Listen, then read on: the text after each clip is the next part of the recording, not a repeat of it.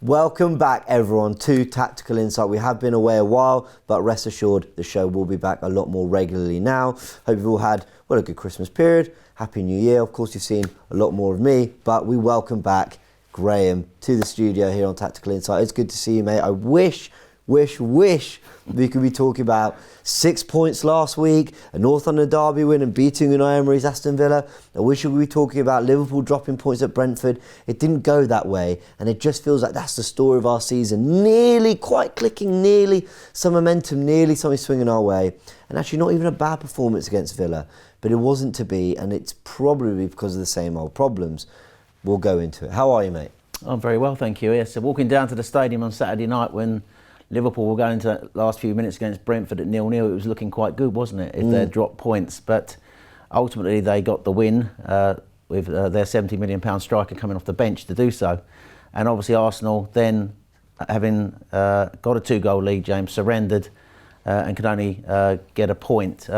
It was a game of 4 goals from 4 crosses. Yeah. It does feel to me that Arteta, the moment he fixing one hole, another hole appears.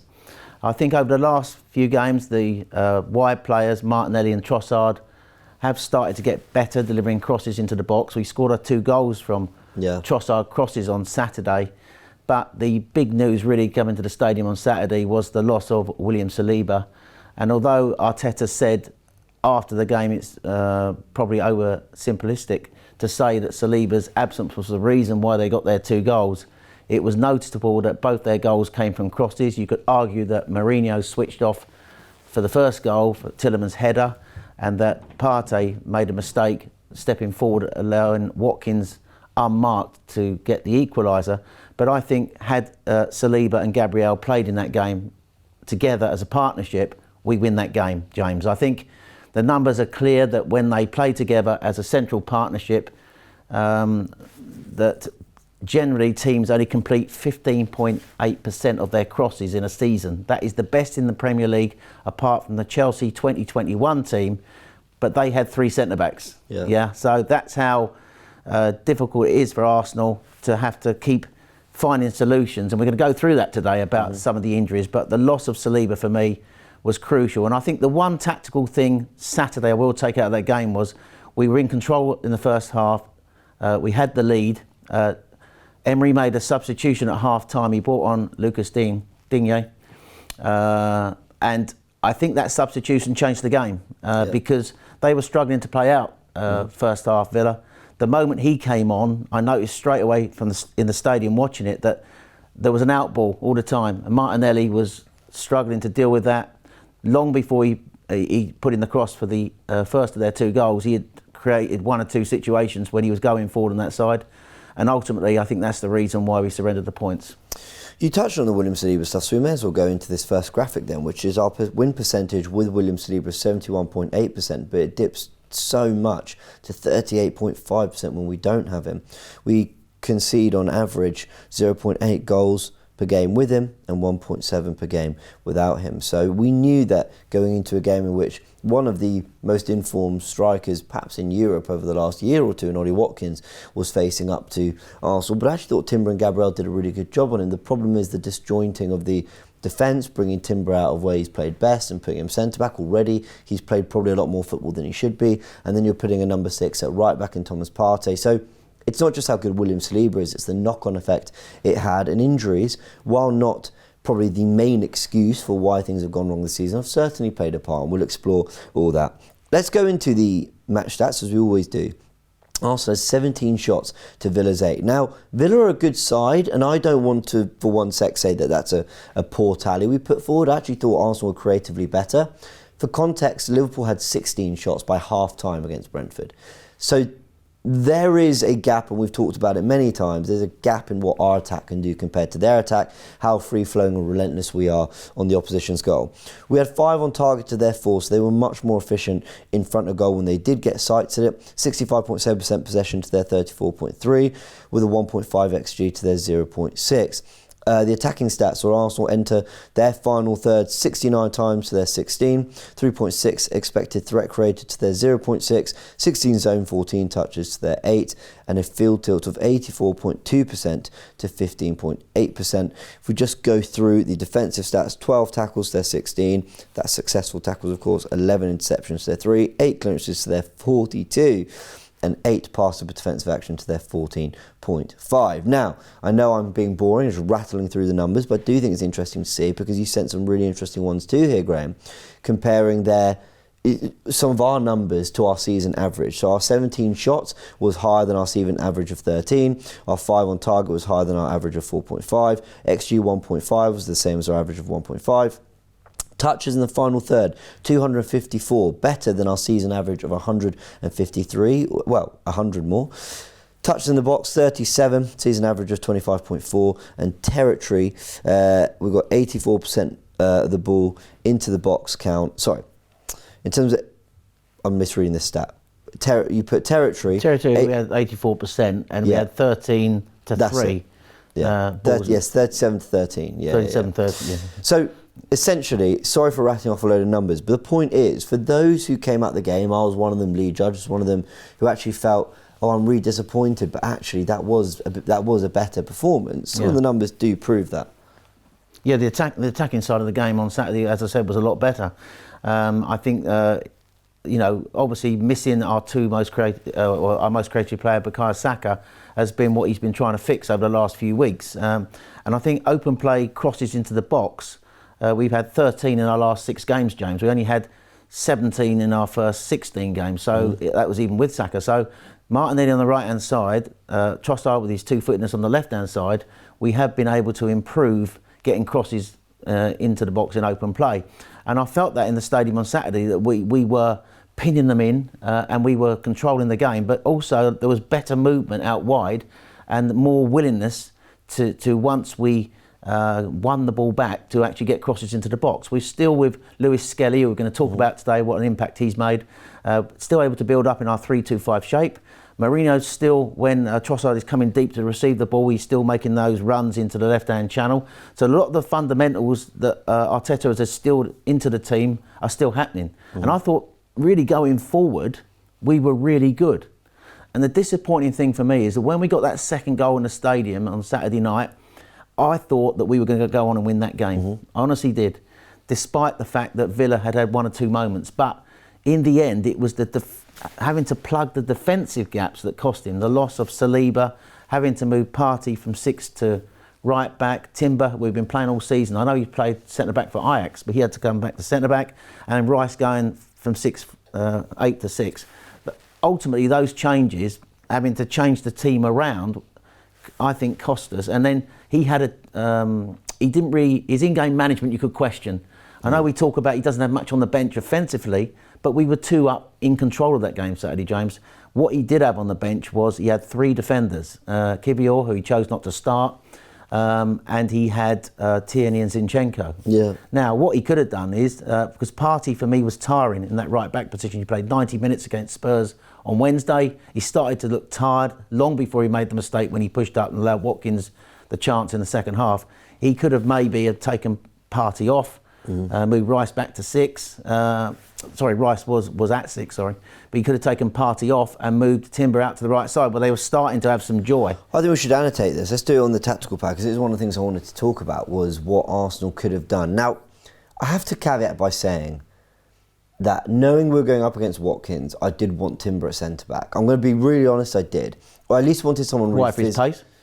Think of his pace, and because I trust him more than I trust most others. Now, I didn't love the idea of Partey at right back, but we'll come to solutions in a sec. So I'm not sitting here for 1 second saying, oh, Arteta, you got this wrong, you should have done this, we all told you so.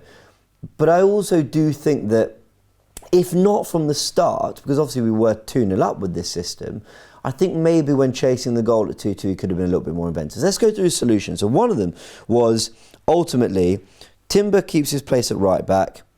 Not Tomiyasu, no, there we go. Although it'd be nice to have him back fit soon. We could have just done this, right? Kivior at centre-back. Now then you could have Marino out, you could have Rice, back in his left eight. And I think the argument for doing this, which is Kivior at centre-back, is two things. First and foremost, you did sign him for £20 million.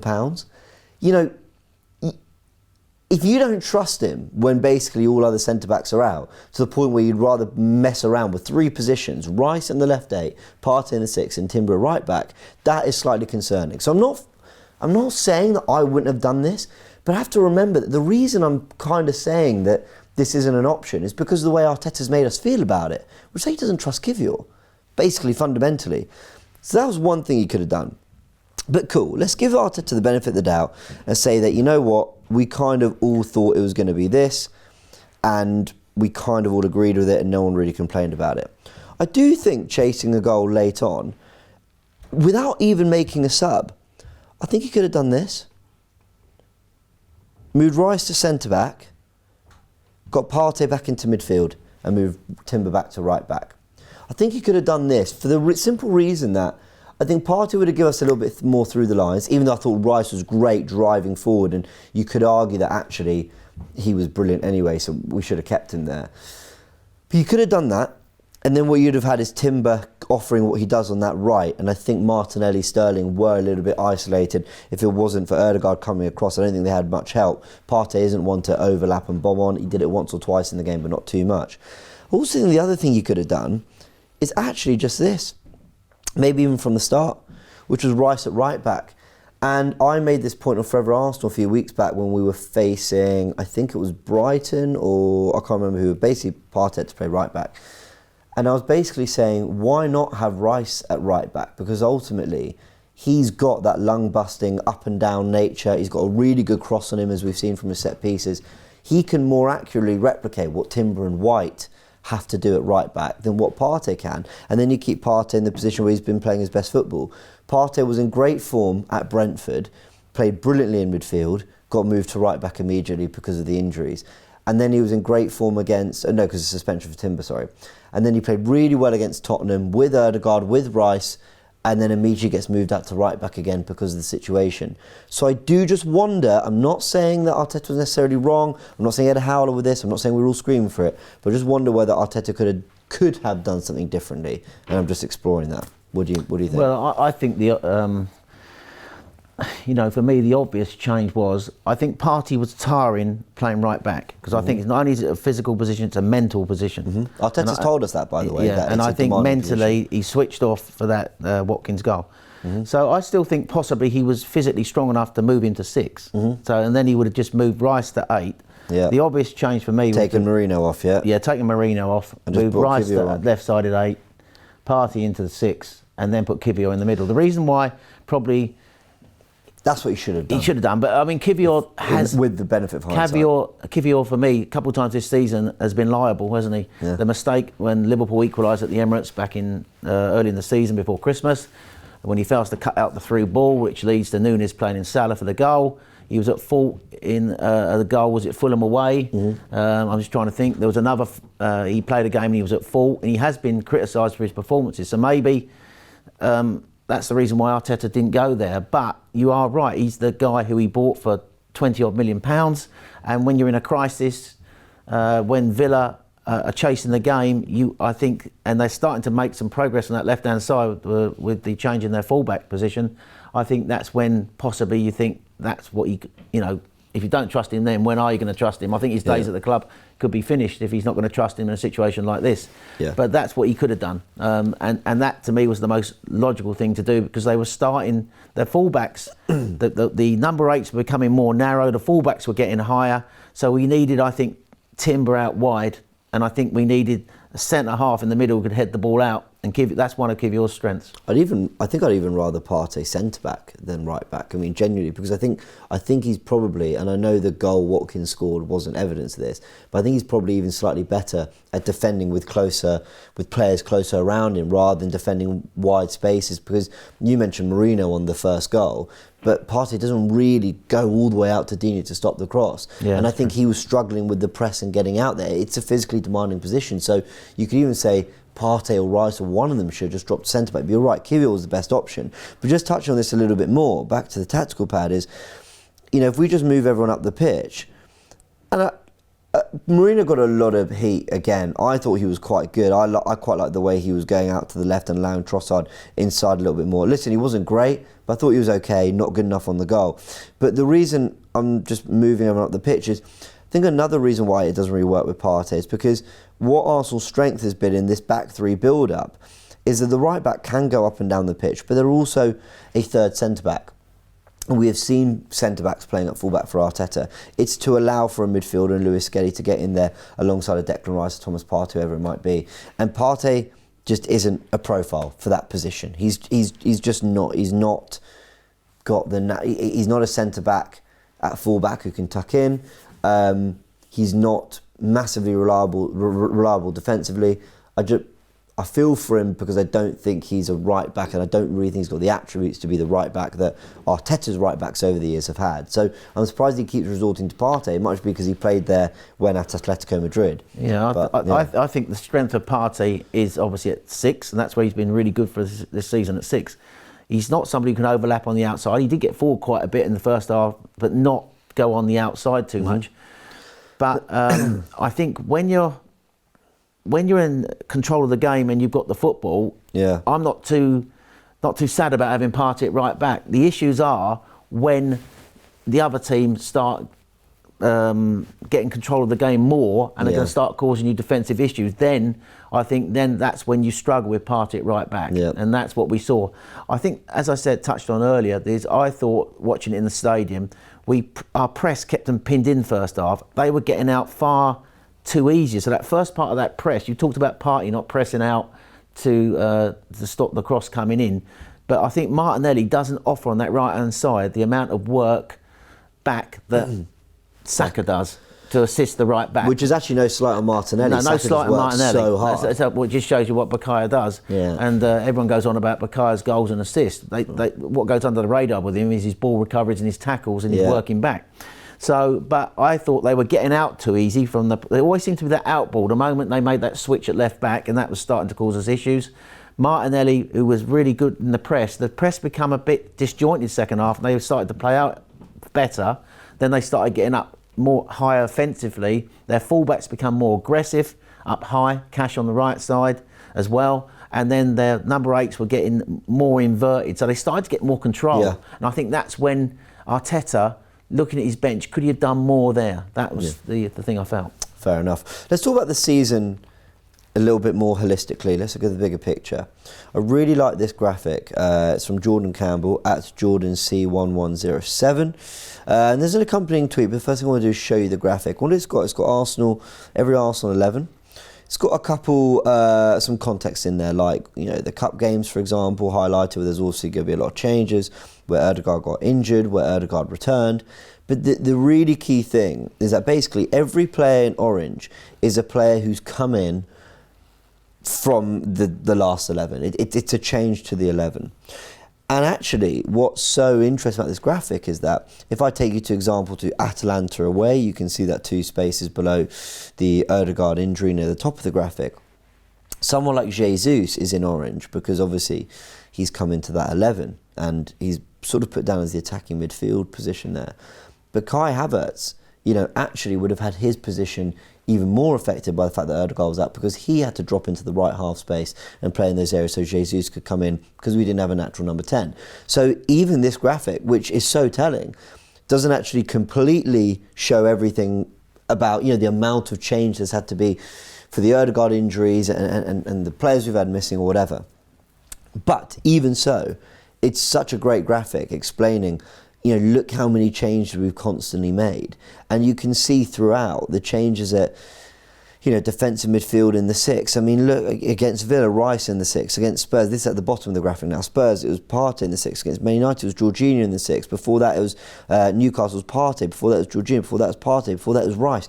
Constant changing. The 6 is an area that Pep Guardiola, with Fernandinho, then Rodri, and Liverpool with, Fabinho, always acknowledged that it had to be a key player, part of your spine, with 2 centre-backs, goalkeeper, and maybe someone leading the line. The spine has always been crucial, and ours is getting messed around with loads. I mean, look on that left wing. Trossard, Martinelli, Trossard, Martinelli, Trossard, Martinelli, Trossard. Constant changing of your left wing, and we wonder why neither of them are in particularly great form, although both were better against Villa. I thought Trossard was great. It's going to play a part. Injuries are true of everyone. Tottenham are having injuries. Lots of clubs have. At one point, Liverpool had a few players out. City, for sure, have had their fair share of injuries at some point in the season. But while we're going to go into things that Arsenal can't be excused for, this is one they can be. It's a legitimate excuse to a point, the amount of injuries we've got and changes we're having to make. It does feel, to me, as though the injuries have derailed the season. As the main thing, do you think? I think there's more to it than that, James. Yeah. I think if you think back to the summer window, I think the club let Arteta down. I agree. I think the big thing he wanted was a striker. Sesko was the guy he identified. I watched him in the Euros. I must admit I was slightly underwhelmed, I'll be honest. But Sesko, I'm with you. Sesko was the guy Arteta wanted, right? And I know there was all these stories coming out that he wasn't going to move for 8 months, he wanted more experience, but that was the guy he wanted, and I think the club had to back him. He just delivered back-to-back second finishes. We just lost the league by 2 points. Striker was a position that was a key position that we needed to strengthen. They should have gone out and put down whatever it cost to get Sesko. That's the forward that he wanted, and they should have backed Arteta. The fact that they didn't meant that we were over-relying on the same front players staying fit for the season. And what's played out is those key players have been injured. So first of all, the first bit loss was, I know he's not a forward, but Martin Odegaard is the heartbeat, the creative hub of the team. He went out for 12 games. The moment we get him back, we lose Bukayo Saka. First of all, he already had an injury, come back, and now he's out, looks like potentially season ended. So our best two players and two parts of that right-hand sided triangle, which includes Benjamin White, who's also been out since November. They are three best players in terms of our attacking output last season on that right-hand side, have all been out now. I don't know if you've got the numbers there, I think I sent them through to you. They played something like 64 out of 73 games in the previous 2 seasons. I don't know if we're going to touch on that. But this season, they've only played together 3 times in the Premier League, 4 times. White hasn't played since Chelsea back in October. So not only did we not get the forward, we then lost Saka, Odegaard for significant periods of time. Then, of course, players who have come in have got injured. Gabriel Jesus came back and he got injured. Wanyeri came in, he's also gone out injured. So the fact is, not getting a striker has really impacted massively on the season, because the players that he was relying on, who've been, let's face it, delivered the last 2 seasons, we were relying on them again. And unfortunately, they've picked up injuries. But in answer to your question, it's more than just the injuries, the fact that we didn't do the business in the summer window. Totally agree. We'll touch on that in a little bit more detail in a sec. But Jordan did accompany his great graphic that we went through there with this tweet, which is that Arsenal struggled to field a consistent 11 at any point during their 34 games this season. No right back or left back has managed more than 5 games in a row. 16 changes at number 6 in the last 17 games. No left centre midfielder for more than 4 games in a row, and 8 changes at right wing in the last 9 games, which is really, I mean, it just tells the story, doesn't it? You sent some other great stuff over, which is that in this current campaign, 7 players have played more than 75% of the minutes available in the Premier League. The significantly second Odegaard are not 2 of those. Last season, they were 2 of those in the players that had played more than 75%. But the 18th of Jan, just over halfway through this campaign, 20 injuries have occurred for Arsenal already. Lack of consistency in team selection, which we've talked about there. 11 different back fours. 13 different midfield combinations. The players who have been most available: Raya, Gabriel, Jorginho, Partey, Rice, Havertz and Martinelli. So well done to them. Availability is something that, in all seriousness, we're critical of those who aren't available. So we'll praise those who are. No one means to not be available. It's just the situation. And players who have missed the most games: White, Odegaard, Saka, Tomiyasu, Calafiori, Zinchenko and Marino. Now, you touched on the transfer window, and I think what you sent here, I thought was absolutely, I think this might be the best stat you pick out from the whole show, people. You sent me this, that if the Premier League were based on first half scores, Arsenal would be top of the league, 8 points clear of Liverpool. Liverpool's second half swing versus Arsenal is 16 points. So the work done in the second half of games by Liverpool is swinging the league table by 16 points. Liverpool's second half performances, winning 15, drawing 5, losing 1. So actually, just to elaborate on that, is that they were winning 15 games in the second half, drawing 2, drawing 5 and losing 1, right? Yeah. So what this is saying, before people go, well, games aren't played in one half, we know. We're praising Liverpool. The ability to affect games, whether that be slot tactically, whether that be slot from a motivational perspective, but also the players he's got to bring on. On the other day, we saw Andy Robertson, Jones, Elliott, Chiesa and Nunez come on for Liverpool. We brought on Raheem Sterling, and at best we could maybe have brought on Kieran Tierney at left back for a cross into the box. You know, and I get injuries have played a part, but that is what they were able to go with to try and change and impact the game. And clearly Slot's doing something else brilliantly there. On the flip side, it's not just that they're recuperating these points, because there's a 16-point swing. We're dropping points from leading positions. Now, City away you can forgive, but there are others. I mean, OK, we won the game, but against Leicester, we were 2-0 up at half-time. They pulled it back to 2-2. Arsenal haven't been able to, in the second half, either mentally but also tactically, affect the games they would want to. I think Turkish came with a stat the last season. In the 18 games we led at half-time, we won all 18 of them in the league. We've dropped 12 points this year from winning positions. Just Liverpool have dropped 4. Yeah. And even I can think back to the Leicester game when I was at that game. I've got that here. We were 2 up, and they got it back to 2-2 before we went on to win it. Mm-hmm. So this year we have been losing winning positions more than we ever done. I think when you look at the two teams, I do think Liverpool, first of all, Slot has done a really great job at Anfield. Mm-hmm. But I always thought Liverpool were a great side. I never thought that they were not going to challenge this season simply on the back of that Klopp going, like a lot of people did. Honestly, a lot of people have said that. He's got great players, right? Yeah. And he's also got, I think, more power up front. He's got Salah, he's got Diaz, he's got Jota, he's got Nunez, and he's got the Italian signing. Chiesa, yeah. So he's got a lot of attacking potential. Now, Liverpool have had injuries, don't get me wrong. Jota has been struggling with injuries all during the season. Yeah. And he's had other injuries. He lost Konate. Alisson was out for a while. Yeah. But I think the losses in their team have not been in such key positions as they are to Arsenal.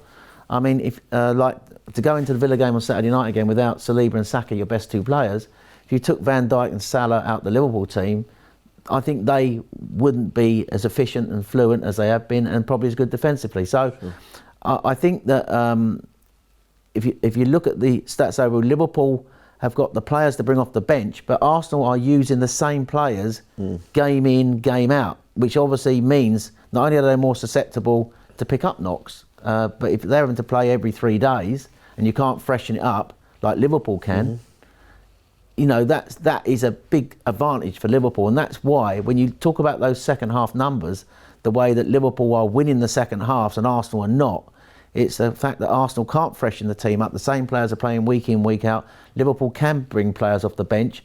I do think they got slightly stronger firepower in their forward positions. Yeah. And that's because the club let Arteta down. Didn't go out and get the striker he wanted in the summer. So all those factors have weighed heavily in Liverpool's favour.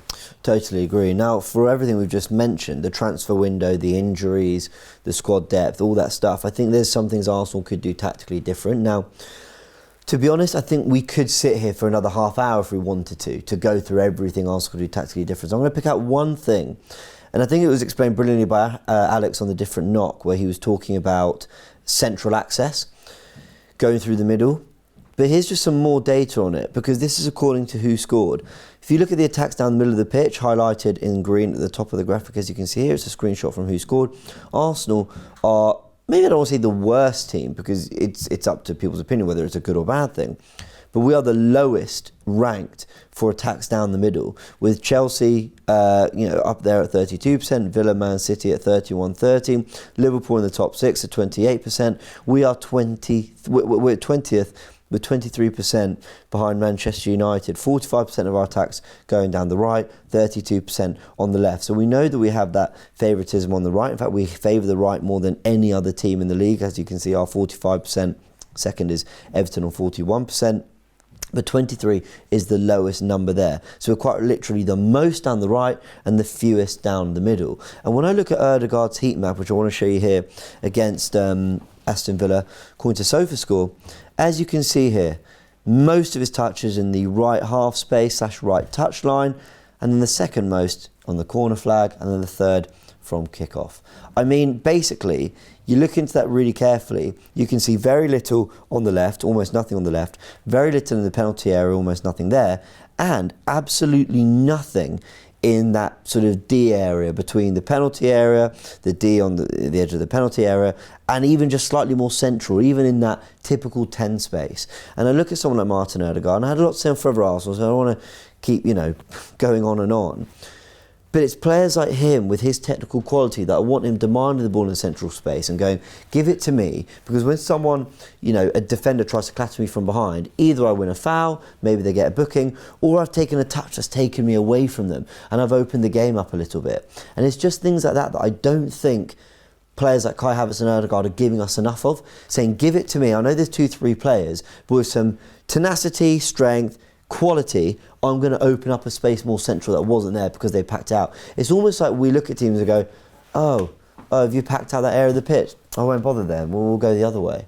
And it's really frustrating because I think top players will say, give it to me anyway because I'll make the space happen. Salah can do that, Saka certainly does that for Arsenal, and Ødegaard doesn't. And I just think that's one of my frustrations. We need to be trying to get the ball into those central spaces a lot more.